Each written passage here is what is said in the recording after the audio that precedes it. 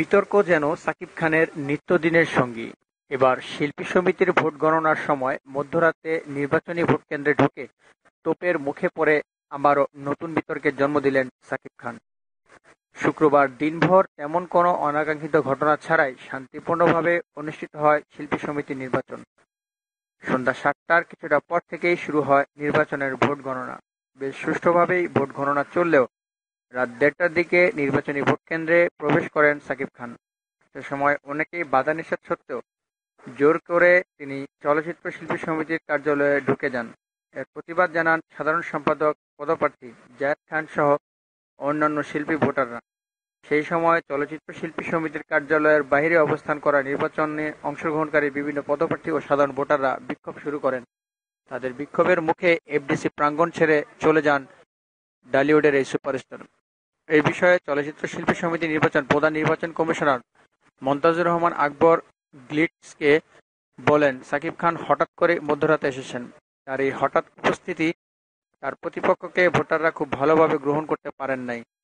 তার এই অনধিকার প্রবেশকে ঘিরে চলচ্চিত্র শিল্পী সমিতির কার্যালয়ের বাইরে ভোটারদের মধ্যে বেশ হট্টগোল শুরু হয়।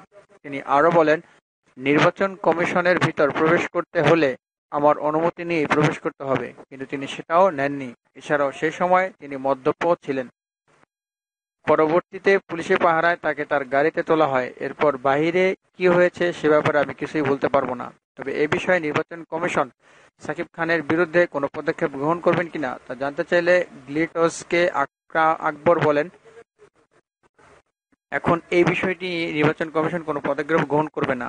তবে যারা চলচ্চিত্র শিল্পী সমিতি নির্বাচনে নির্বাচিত হয়েছে এটা এখন তাদের দেখার বিষয়। এবার চলচ্চিত্র শিল্পী সমিতির নির্বাচনে ৩টি প্যানেল প্রতিদ্বন্দ্বিতা করছে। প্যানেল ৩টি হলো ওমর সানি, অমিত হাসান, মিশা সওদাগর, জাহেদ খান, ড্যানি সিডাক, ইলিয়াস কোবরা। নির্বাচনে সভাপতি পদে ২৫৯ ভোট পেয়ে নির্বাচিত হয়েছেন মিশা সওদাগর। তার প্রতিদ্বন্দ্বী প্রার্থী ওমর সানি পেয়েছেন ১৫৩ ভোট। অপরদিকে ২৭৯ ভোট পেয়ে সাধারণ সম্পাদক নির্বাচিত হয়েছেন জাহেদ খান। তার প্রতিদ্বন্দ্বী অমিত খান পেয়েছেন ১৪৫ ভোট। ধন্যবাদ। আমাদের খবরগুলো ভালো লাগলে শেয়ার করবেন, সাবস্ক্রাইব করবেন, কমেন্টস করবেন, লাইক দিবেন।